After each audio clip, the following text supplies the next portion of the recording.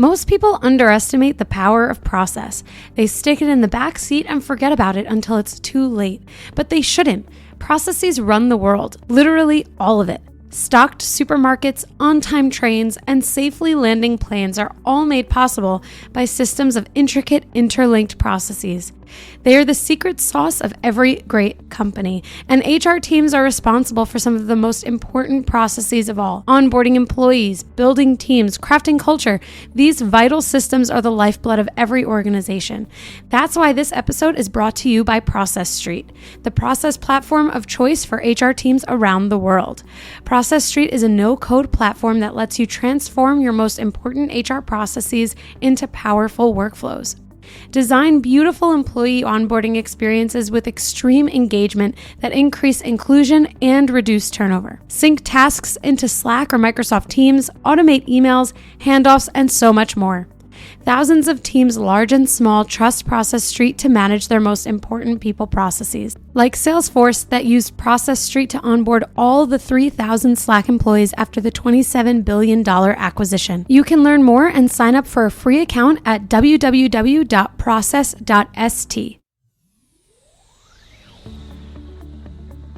Welcome to the Bringing the Human Back to Human Resources podcast. The podcast all about the delicate balance between people and business, and quite literally, reconnecting the two. My name is Tracy Rubin, and I've spent nearly my entire professional career in HR. Join me as I share stories, opinions, and words of advice with you each week. Hi, everyone. Welcome back to the podcast. Thank you for being here for another week. You know the drill. Don't forget to rate, review, and subscribe wherever you're listening to this podcast, or if you're watching the podcast, do all the same stuff. If you're watching on YouTube, you can give the video a thumbs up and leave a comment. This month, I think, might just have to be a growth mindset month because these first two episodes of the month have been all about growth mindset, including this one. So this week, we're going to dive in a little bit deeper into this topic of a growth mindset, but especially focused on nonprofits and with matching or finding as close of a match as possible between individual values and organizational values. So I'm not going to do this alone. Just like last week I had a guest on, and this week we will as well. I have Amy Clark on this week as my guest, and Amy is a strategic HR business leader who provides meaningful management and leadership development coaching that drives measurable business outcomes. With more than 20 years of valuable corporate business experience at Fortune 500 companies and national nonprofit organizations, she's served in positions such as Vice President of Talent Management and Chief HR Officer. So without further ado, I'm really excited to get into this topic. I'm going to welcome Amy to the podcast. Hello, Amy. Welcome. Thank you so much. It's great to be here. Great to see you. Yes, you as well. Thanks for spending this time with us and helping us dive a little bit deeper into this topic. I didn't anticipate that growth mindset would be the genre of the month, but alas, here we are. And actually, I think I had mentioned to you as well when we first spoke that I haven't really done a whole lot of episodes, really probably any, on nonprofit and that side of HR. So I would love to actually start there and ask you actually just kind of to kick us off with like what some of the differences are between a nonprofit organization and being an HR business leader versus being in a private or Fortune 500 type of company. Yeah, to me, it's when I think of HR and how we show up in a nonprofit organization, it's about how we help our leaders drive our mission. And I will actually start with our vision. It's very different in that, nonprofits are inherently driven, by a mission for greater good, so, it then requires us as HR leaders and teams to think about how we drive the vision of the organization, meaning what is the promise we make to people that count on what we do? What is the future that we want to see? And how you bring that into all the different systems and processes, that we create in HR, to help create an experience that people feel fulfilled. And so to me, that's been the major difference. Not that other organizations don't have a vision and a purpose, right. But this is one so that, nonprofits, we need to educate people about what we do and why it's important. And so, understanding from an HR point of view what that is and how we then align it to what we're doing is incredibly important. And so I would say it's not necessarily a difference, but a bigger focus. Right. Is what it's been. That's interesting. Yeah. And, it's a really good point what you bring up as far as like a mission driven and mission driven organization. And it's certainly true that every organization has to have a mission. Yeah. But there's a difference between having to have a mission and actually just having a mission. Because, having to have one is like, well, the board requires it. Yeah. We need to put it on our website. We're working towards something. And in the nonprofit space, I mean, it is non or not for profit or non-governmental organizations. Like these are organizations that are actually really focused on an outcome that is like specific and could be world changing, like really impacts communities, whether it's improving literacy in communities or if it's a lobbying organization. I mean, you have like such a breadth of opportunity in terms of nonprofit. I'd love to dig into this a little bit deeper because I know that there are listeners who work in nonprofit and of course in HR. What are some of the significant differences, even from an employee relations perspective? Like what are some of the challenges that a nonprofit HR business leader encounters that might be different than a for-profit HR business leader? Yeah, I think, I think of it in the life cycle, the experience and it starts with, how we attract people to the organization. Very different in my experience, in that it's what you want to attract and looking for those that believe in what you're working to do, that have a desire to have an impact bigger than themselves, right. and see how they can make a difference. And so it's attracting people in the market for that, but also in that process, helping them see how they can make a difference. And, I think that's the biggest thing, even throughout the employee experience, is in the trenches with the leaders. It's walking alongside them even more so than I ever have in my career, meaning that, the vision of a nonprofit, the mission of a nonprofit, needs to be talked about early and often in anything that you're looking to do with your team, and how you inspire your team and help them understand the work that they do matters. And, so you said challenge. Yes, it is. It's a good one though. Right. It's one because you really see the positive difference that you're making in that way. And so I would say first and foremost, it's how in what ways do you look to attract? And it has to be some different ways than you're looking at it from whether you worked in retail, financial services, manufacturing, those kinds of things, because, sometimes the flow of people coming to look to work for you is much higher. Where in a non-for-profit, you're very selective in that because you want to bring in people that, certainly are talented in the work that they do and known for the work that they do. And, but show them, hey, this is the kind of thing that you can get into, and this is the kind of impact you can have. And so it does require a different mindset in terms of talent acquisition in general, from the beginning to end. Yeah, that's interesting. And I have never worked in the nonprofit space at an HR level, but I can imagine, actually, there is a question that I have that I would love to, I don't know how transparent you can be, but I'm going to table it for 1 second, because the thought that I had when you were sharing that just before is that I would imagine, and correct me if I'm wrong, that working in a nonprofit is a little bit more than a job. This is actually like a belief system. This is something that is like ingrained in who you are, and you are so committed to the cause that it is, again, more than a job. Absolutely. Oh, I love that. I'm so inspired by that. No. That was beautifully said. It's more than a job. Yeah, and but here's the thing, it's more than a job, it's more than a career. It's in working with the people that I do, it's truly putting their heart and soul into what they do. Yeah. And you know, and people can compare, I mean, think of the market we're in the last few years. People, heightened awareness of what they value, of what they're Right. looking for.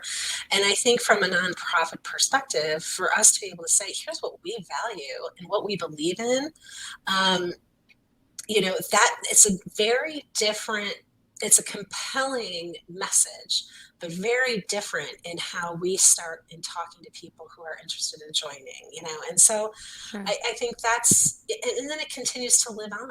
And it's so important to live on. That's why I said, from the vision and mission part of it, it needs to be ingrained in everything you do.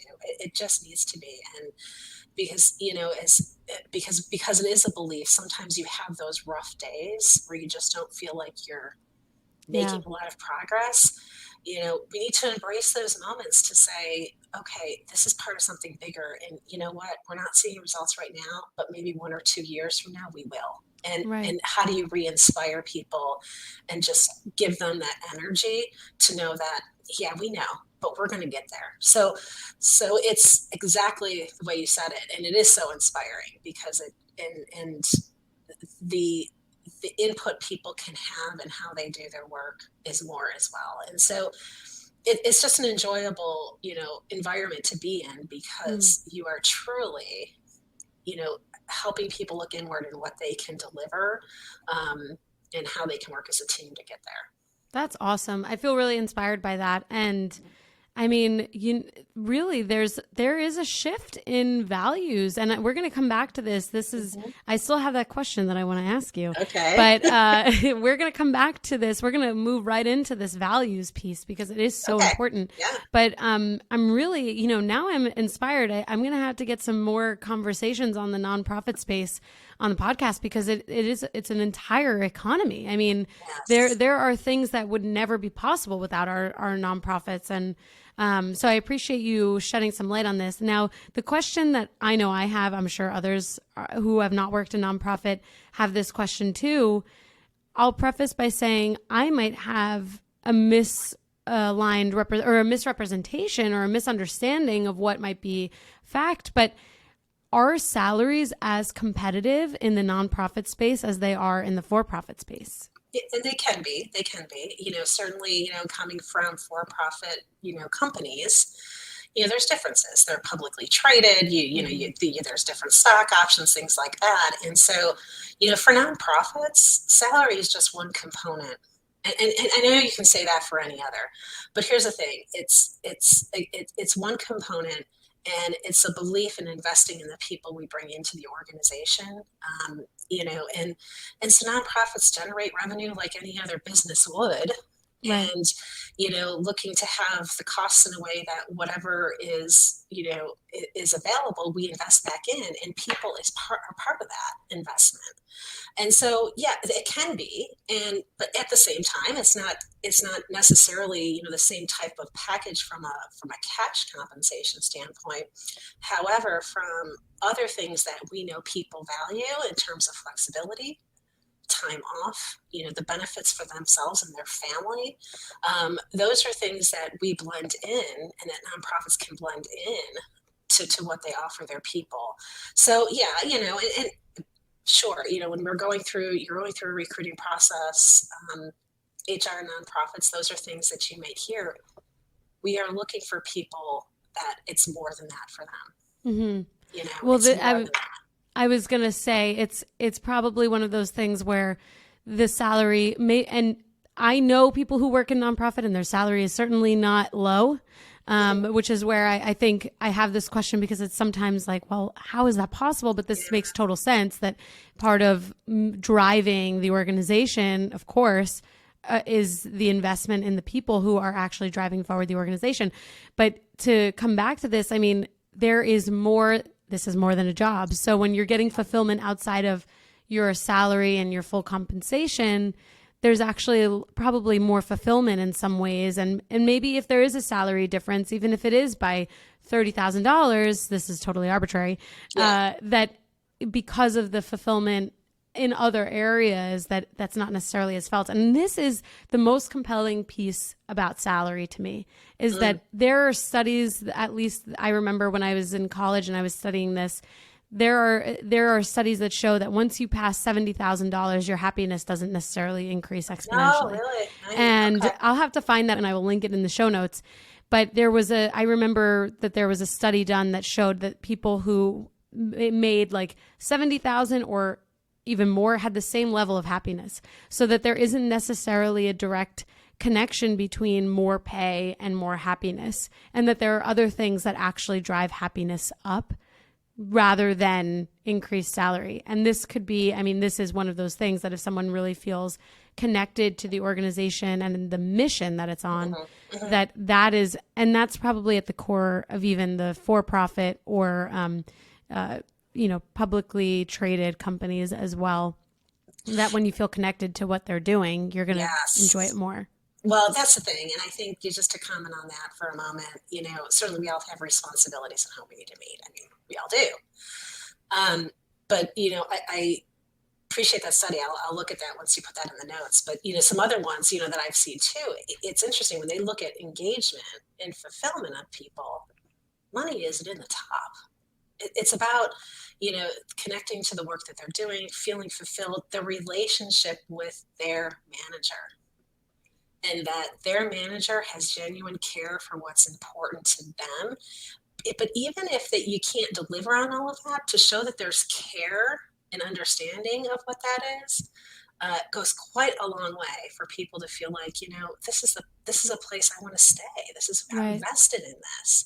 Right. And so, yeah, I agree with you. I mean, after a certain point, you don't get that benefit. There's not the benefit of whatever that is for you, happiness, whatever. Right. And so I think that's where, as organizations, we must show and help people see the other value that they bring and then that we can bring to their lives too.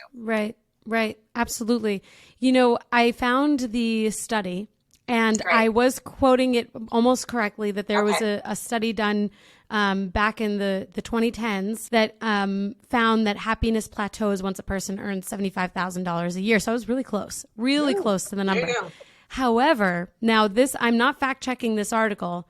And this I will say that this was a study done by Angus Deaton, a 2015 Nobel laureate in economics. So I don't know. I'll have to find out when he did this study. However, there is new research now from the University of Pennsylvania. This new study is looking at data of more than 33,000 adults in the U.S. and has found that above the 75,000 mark, there is some change in happiness. So I'm going to go ahead and say I still stand by what I said. I don't think that this old, quote unquote, old study is necessarily incorrect, because $75,000 10, 15 years ago was worth a lot more than it's worth now. Right. So I think we have to compare apples to apples here. And so listen, I'm not a UPenn researcher by any means. However, I'll have to dig into this. I will share both articles now that I've found them. That was a quick Google search. Cool. So, take it for what it's worth. But, 75,000 then is probably closer to 100,000 now because of inflation and other things, right? Yeah, you're right. I would agree with you there. Yeah. Yeah. So, I mean, again, not an economist, nor am I a Nobel laureate winner. Maybe one day.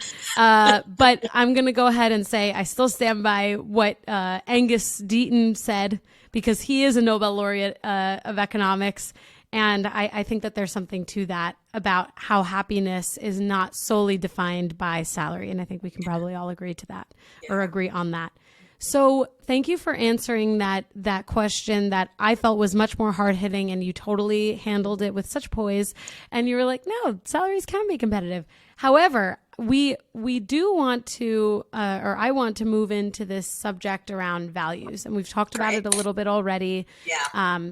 Individuals have their own values. Organizations have their own values. And I will say that in last week's episode, I did kind of openly share that I have sometimes struggled to feel included by organizations' values just because of some things that I've experienced as an individual, as a Jewish woman, and as someone who is often misrepresented through race and other ethnic or ethnicity drivers. And, I don't usually talk about it. I'm actually sweating a little bit right now talking about it because it makes me nervous. And I have a lot of fear around it because of my own experiences. Now, I add that and I share that because it was an important part of last week for me to open up a little bit more, because we all have our own experiences with having values that are really important to us, that we are not willing to sacrifice or give up for anything. And at some point we have to reconcile sometimes our values. Now, at no point should someone reconcile their race or ethnicity to match an organization's values, right? Let's be really clear about that. But I'm using this as an example so we can think about things that are value drivers for us. Like, for example, I care a lot about authenticity. I would rather someone tell me something that hurts my feelings a little bit, but tell me the God's honest truth than lie to my face. So that is a value that's important to me, and obviously different than my, my heritage and my ethnicity and things like that. So when we think about individual values and we think about organizational values, how do we reconcile those things?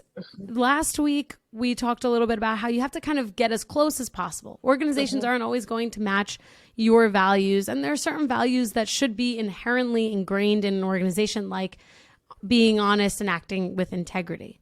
So understanding all of that, where do we start in finding an organization that will accept us and kind of allow us to bring our values with us to the table? And how do we reconcile, or at what point do we reconcile our values in order to push forward our organization's values if they're not totally aligned? Right. Well, thank you for sharing your experience, because it's an experience many, have. And it's first and foremost, certainly it's claiming the values we have. And so when you're thinking about, what organization do I want to work with? It's becoming clear on what you value.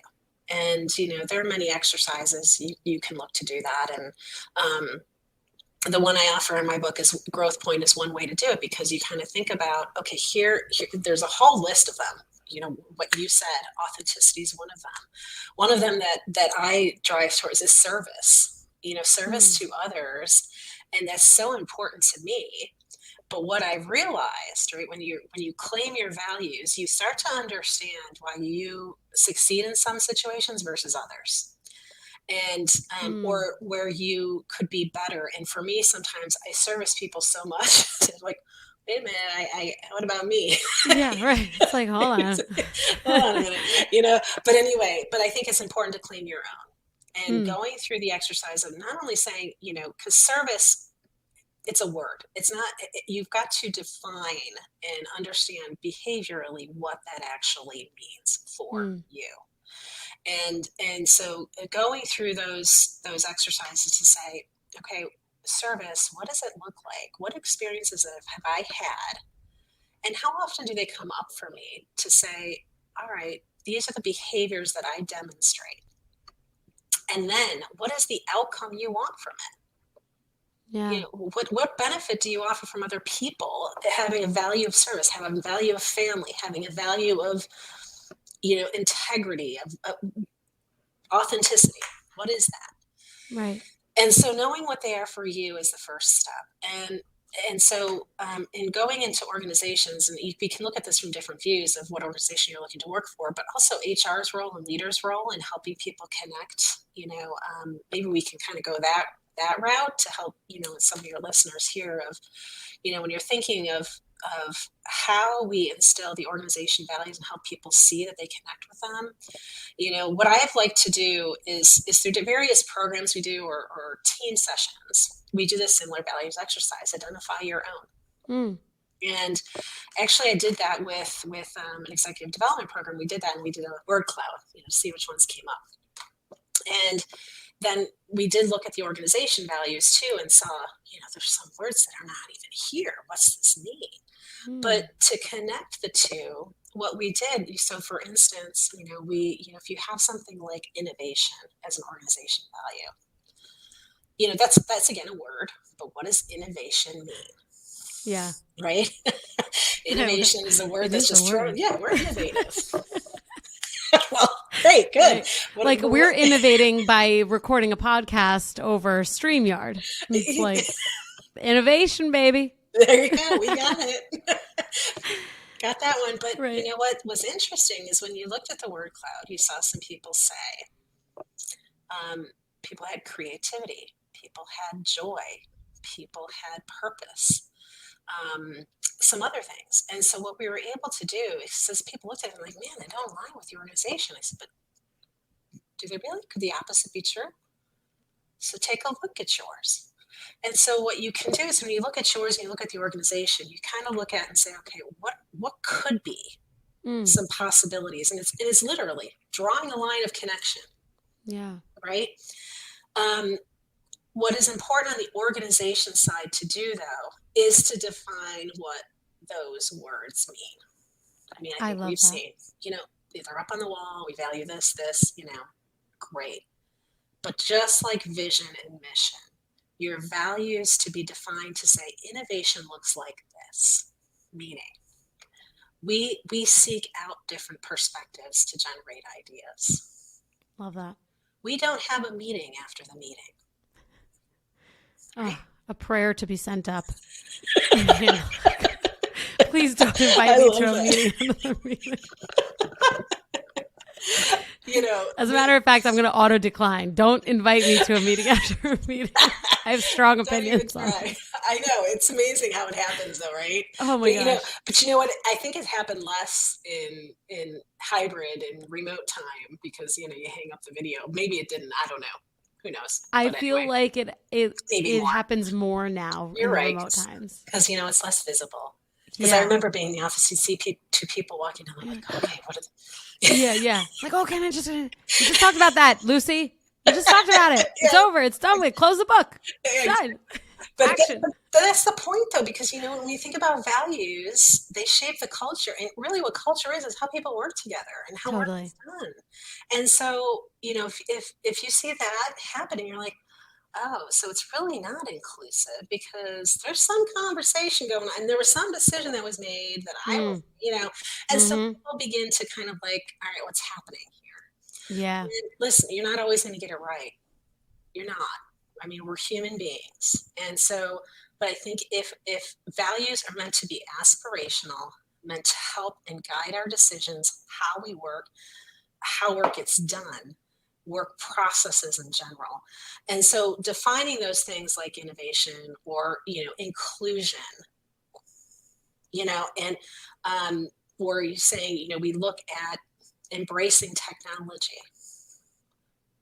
Why? So why do we want to do all this? Mm-hmm. So here's the thing. When you think about it from people connecting to organization, it starts with the organization. Organizations must say, listen, this is what we value. This is what we believe in. This is how we are going to make decisions and work together.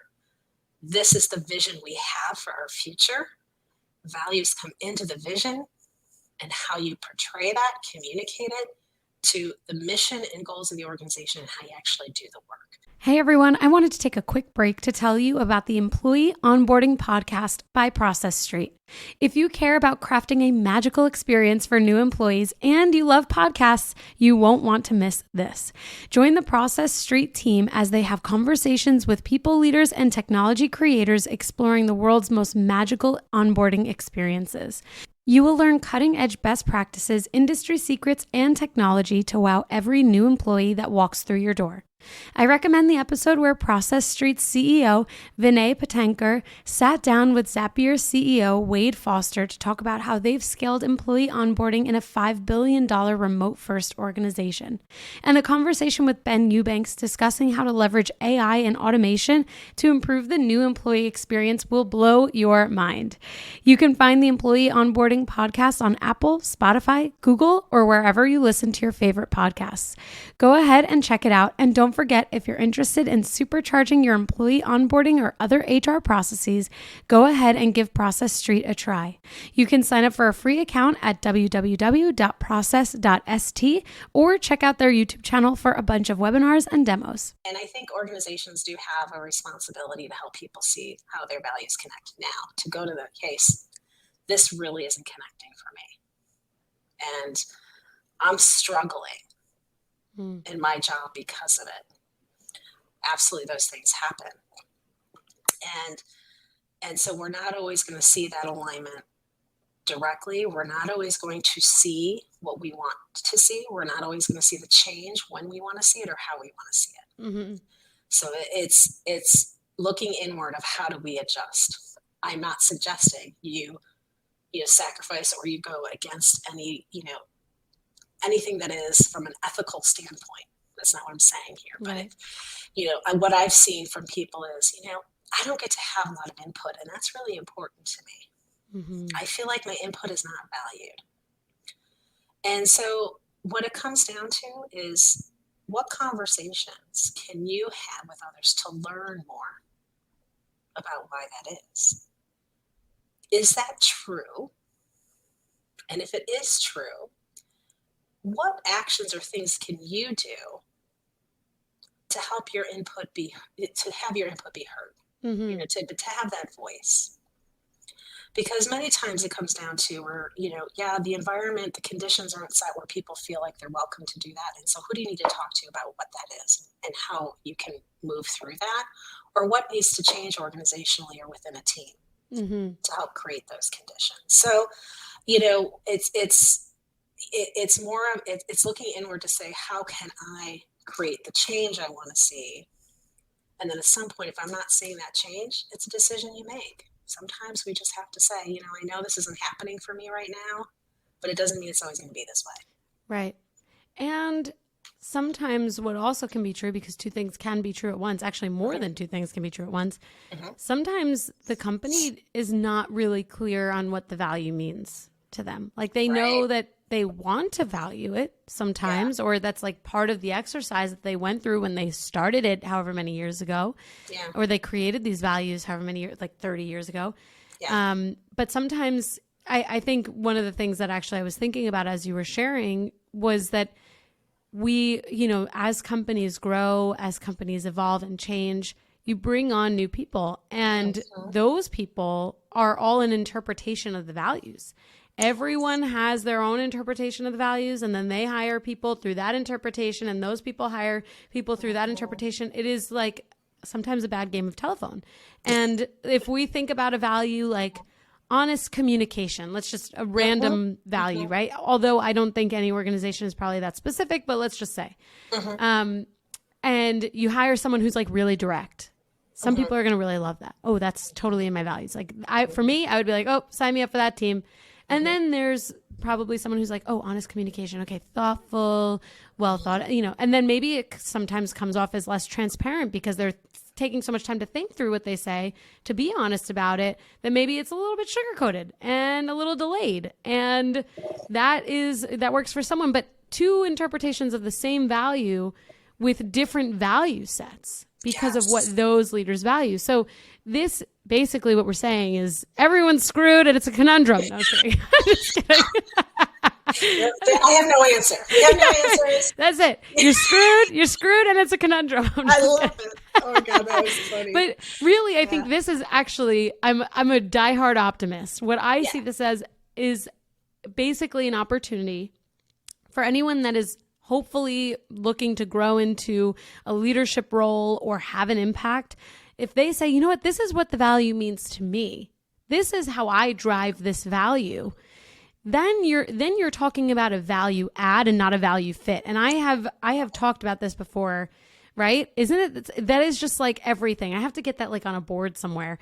But I attended a training virtually a couple years ago. I don't remember who hosted the training, but when I was in the training, they said this. They said, don't hire a culture fit.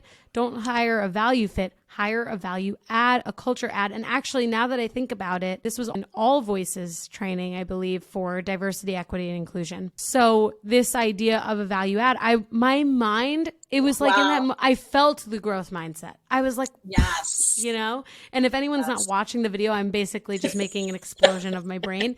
And I was like, wow, I agree with this. And how have I never thought of that? But this is where training, learning and development and growth mindsets like actually really work. I mean, it really makes you think differently about your own experience.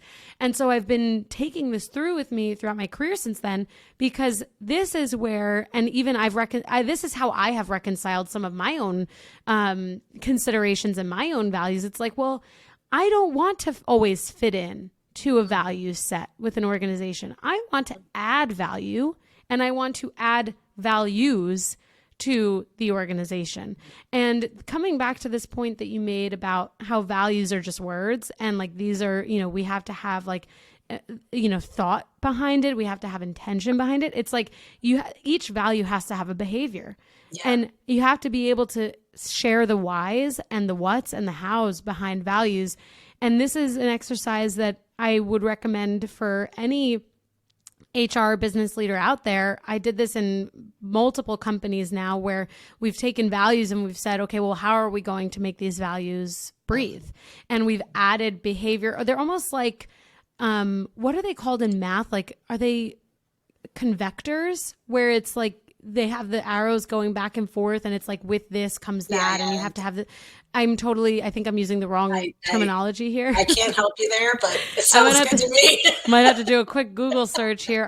I feel like they're. Let me look this up really quickly. I'm not getting it. If anyone can tell us what the term is, it's not convectors. There's convection heating. Okay. I could tell you convection is when heat source.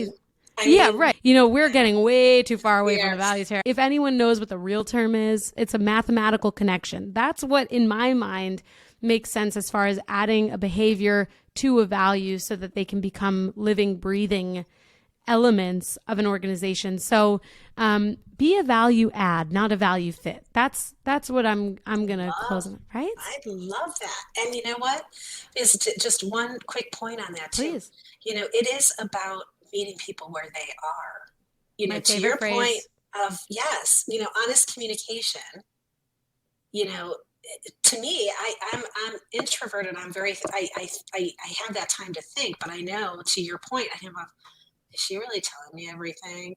And so I know that. But to me, I tell people, I'm like, hey, it's my way, and I know I will try to work faster in this. And then I show them at the end, hey, here's all the things that just went through my brain as I came to this decision. But it's respecting people's need to, and how they process and how they respond to different situations is so important. And I would say embedding that into values. And that's what I mean by having the voice in the room, but also the mind in the room and how we process. And so it's really getting to know your people. Totally. Your people. It all comes back. It all comes back to the people, right? Yeah. This is, there are two things that I'll point out here. One, I always say this phrase. It's my favorite phrase, meet people where they are. It is the truest thing to ever be said, because we can't expect people to meet us where we are. We have to figure out, how are we going to push this organization forward? It's through the people. Where are our people? We got to go find them. We got to go to where they are. We've got to meet them where they are. So I love that. And the other thing is that when we are, propagating these values and we're pushing the organization forward, I think when it comes to this, like the value add perspective and how people create businesses, Starbucks isn't Starbucks because of the coffee. Starbucks is Starbucks because of the people, the baristas, and the people who work at Starbucks, and the people who purchase Starbucks. Yep. It became a craze because of people, not because it's such exceptional coffee. It's great, but it's not exceptional, right? It's the people who actually drive the business values forward. You can think of organizations, I can even, Trader Joe's, like why do people go back? It is because of people. So meeting people where they are, super important. And then also being a value add. And my final point on this, I promise, is that something I always say on the podcast is that we should always be surrounded by people who think differently from us. Oh, and yes. people who are different from us, physically, emotionally, based on gender, sexuality, whatever, they're automatically going to think differently than us. Yes. Because everyone comes from their own backgrounds, their own experiences, their own life experience. So having, I always say, diversity of thought is an integral part in driving an organization forward, scaling a business, and adding value. And when I think about this concept or the quote unquote conundrum of a values fit, actually, again, we don't want a values fit. It is important to have people from all different backgrounds to add value. And if you are in a hiring position, all I can say is hire people who are smarter than you. Hire Yes. people who are going to do a better job than you. Yeah. Don't be so proud or insecure to hire someone that doesn't fit the bill in that way, because those are the people, the smartest people in business and education, everywhere. They are always hiring people who are smarter than them. So, whatever that means to you, whether it's someone's better at a subject matter or whatever, hire that person. Sometimes we only stand in our own way when it comes to those things, right? Be a humble leader. Be a humble leader. Humble and a servant leader too. And Absolutely. I feel like, let's break down what servant leadership is actually. I don't know that I've talked about this so much, but I have my own explanation. Maybe I've shared this before, but what does servant leadership mean to you, and why is it so important when it comes to like humility and leading with humility? To me, it's how you contribute to others and what they want for themselves. Yeah. It's not about listen, we all, look at people like, I know you could do this. Like, I could see you doing this, see you doing that, right? Because we see things in people, and I want people to tell me that, because you're not always identifying that for yourself. Mm-hmm. But you're thinking of them first and their interests and how you can help them be successful. Yeah. And I like to think about care of a leader. The compassion a leader shows for what someone else needs. That's, for humility. I'm thinking of myself less in this moment, having compassion for what an individual is experiencing. And then I'm helping them really, and I'm then adapting my own style of thought. And I'm questioning the assumptions I have about it. And using what I understand about the individual to say, okay, how do we help you move forward in what you're looking to do for yourself?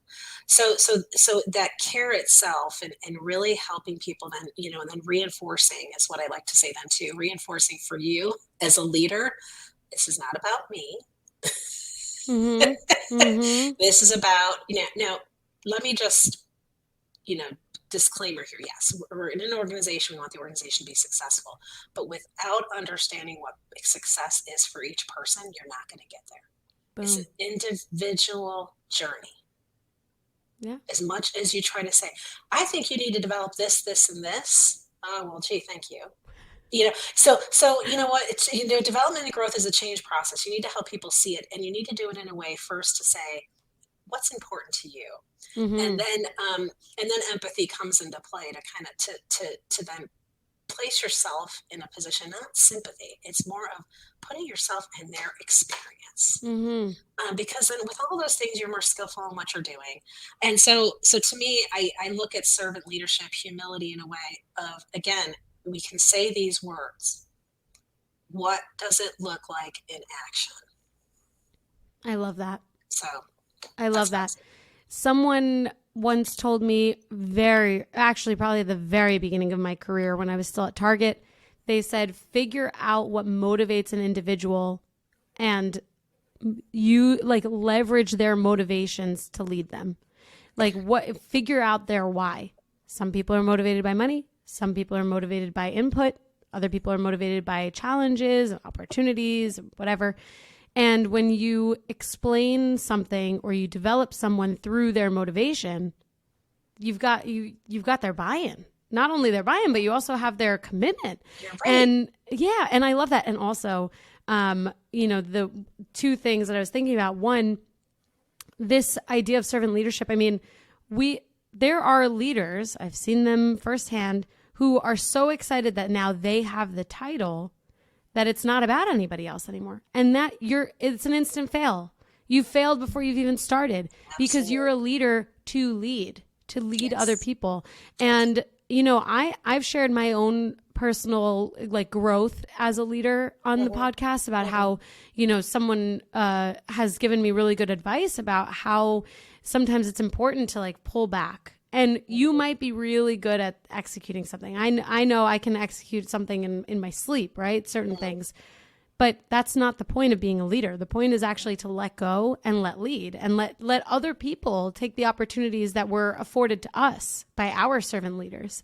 And it's a really important part, I actually think, of a growth mindset, actually, because when someone is having a career transition or is taking that next step, trying to learn, trying to get to the next step, trying to grow, there are really specific action items there that have to happen. People have to pull back. They have to do a little bit less. They have to delegate a little bit more. And all of that comes through with their leadership style. And leadership styles have to change based on who you're leading. Like there's so much there.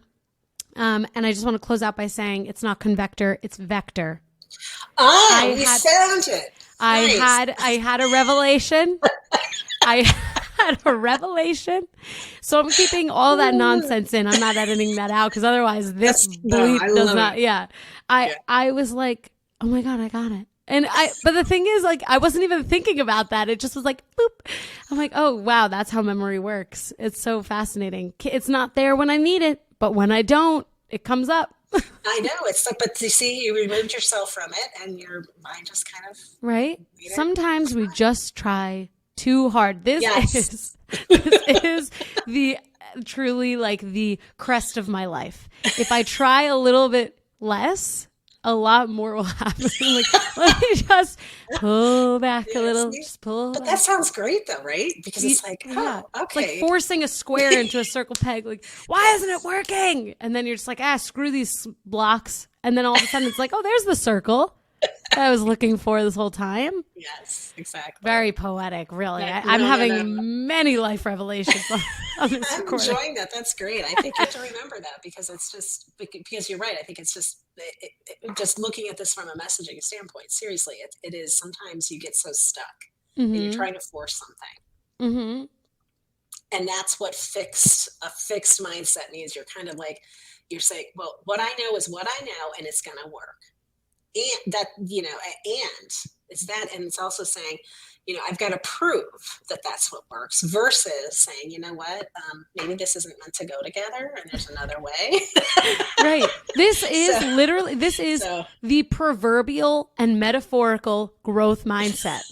This whole convector, it's not convector, got to figure it out. What is it? It's not convector, not finding it. That's a heating unit. Let's keep going, pulling back. Boop, it's vector. Oh, that's growth mindset. It literally is. It's pulling back, having a little bit of like restraint and not forcing things and thinking about things differently. And it's so true because a fixed mindset, you find yourself in this like element of really forcing things, only believing one thing, not really changing your mind, not being open to other ideas or feedback and things like that. And a growth mindset is the exact opposite. It's the antithesis to all of that. Wow. You know, we just had a metaphorical awakening. But you know, when you said that too, you know, when you think about it, how much more energy it takes out of you to be forceful.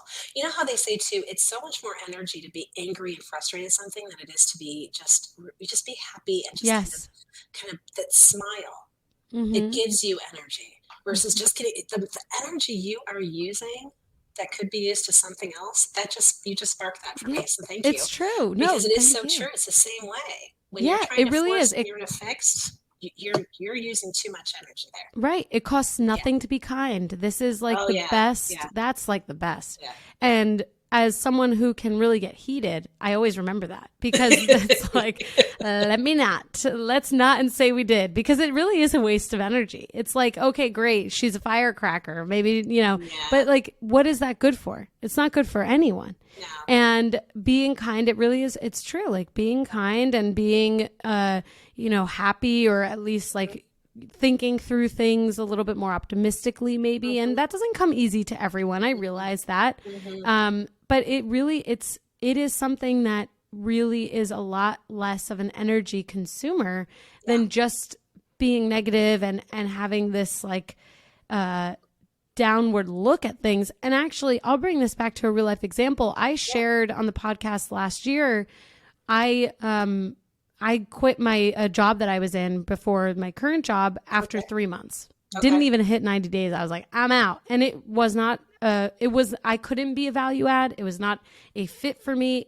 There were many things I recapped on that episode that I did wrong in terms of like setting myself up for success. There were a lot of things that I made excuses for, that I didn't catch, and that I didn't think about critically enough that would enable me the foresight to realize that that wasn't the right situation for me.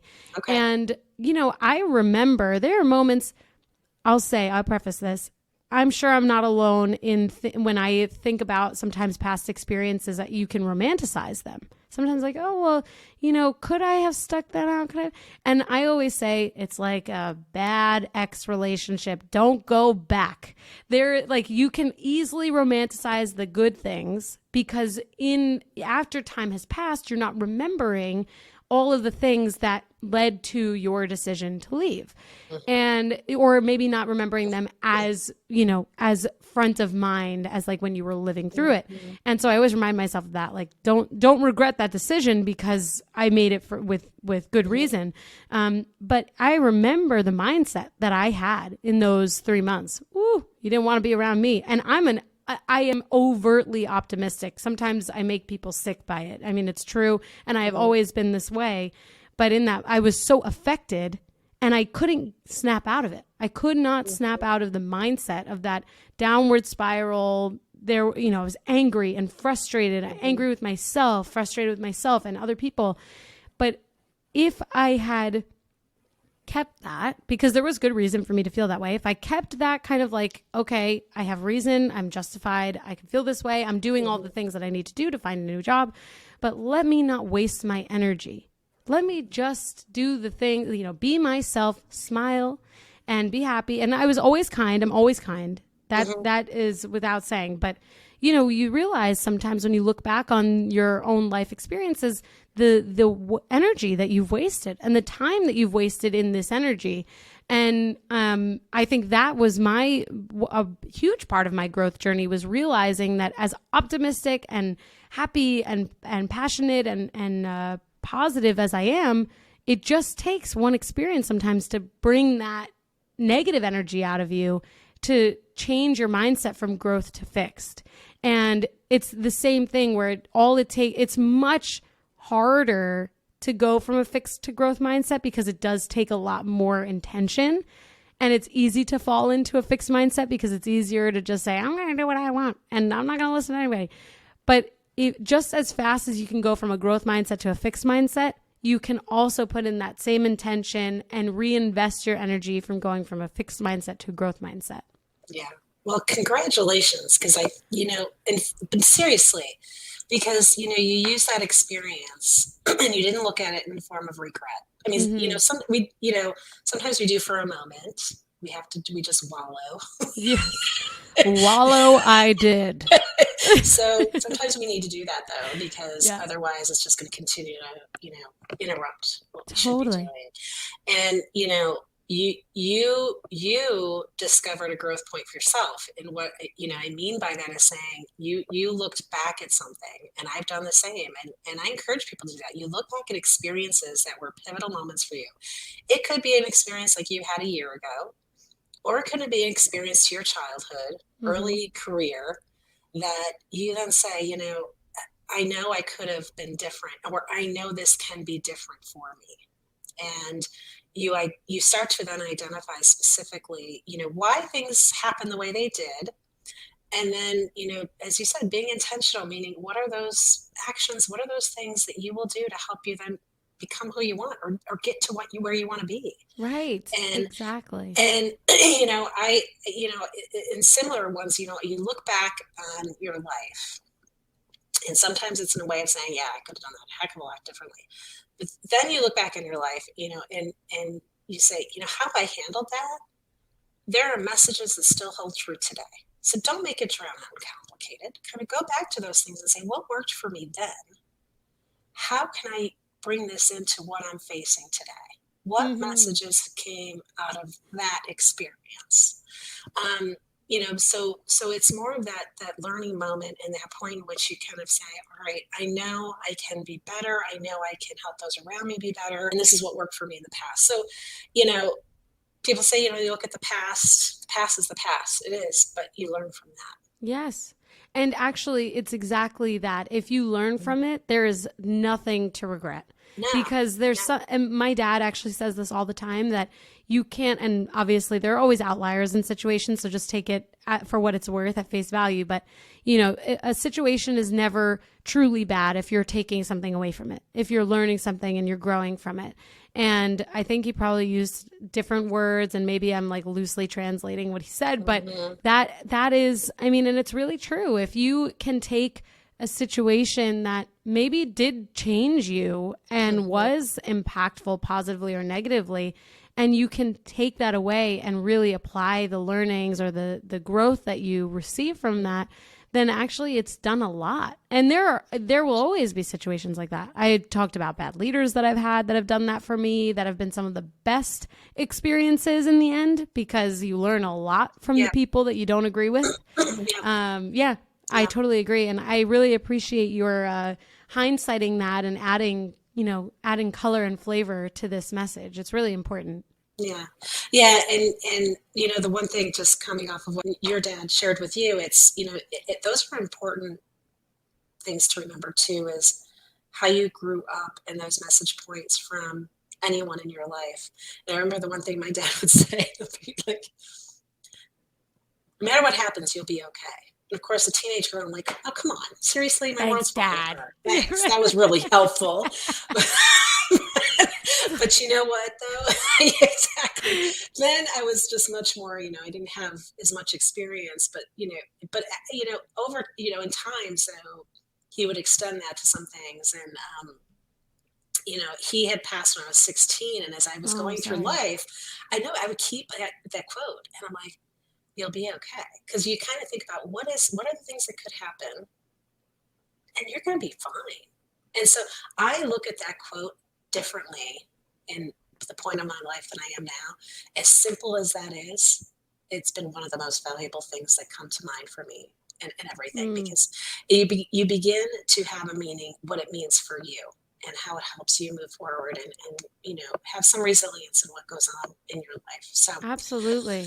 I love that you bring that up, because it is important for us to look at those people that we've admired, that have been part of forming who we are today, and going back to those learning moments too. Yeah. Thank you for sharing that. And it reminds me of an Emily Dickinson quote about hope. And I realize we're getting real deep at the end of this podcast here, but that's okay, because if you've made it this far, I think you're really going to enjoy this quote. I heard, so I studied English in college, so I knew this quote, but I forgot about it. And I recently heard it again, and it is so beautiful. I have to read it. Okay. Hope is the thing with feathers that perches in the soul and sings the tunes without the words and never stops at all.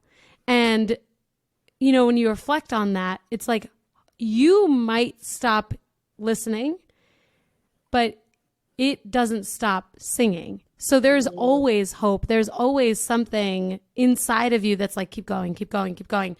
And so when you talk about overcoming adversity, this is like something we could even go into even further. This deserves its own episode. But overcoming adversity, this is actually kind of how I started off this episode, in sharing my own anecdote with you, and then you sharing your anecdotes with us. When you have that moment and you're reflecting on what it means to you, it's going to be difficult. It's adversarial. You question your own existence and what it means to be part of the community and the world, right? But at the end of the day, like Emily Dickinson said, there is always inside of you this song of hope, and all you have to do is remember to listen. That's all you have to do. Sound Isn't of that such listening. a beautiful quote? I think about it's the sound of listening. Yes. What that is. It's beautiful. I love that.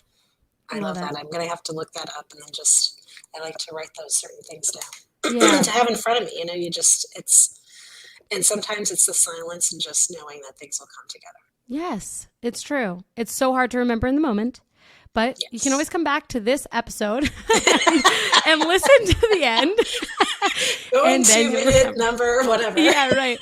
Episode 106, timestamp somewhere in the 55s. Like, I don't know. But listen, Amy, I really, really appreciate your time and the insight that you added to this episode. It was such a fun conversation, and I thank you so much. Why don't you share with the listeners where they can find you and connect further? Yeah, absolutely. Thank you. I enjoyed it as well. Connect with me on LinkedIn. You can find me there.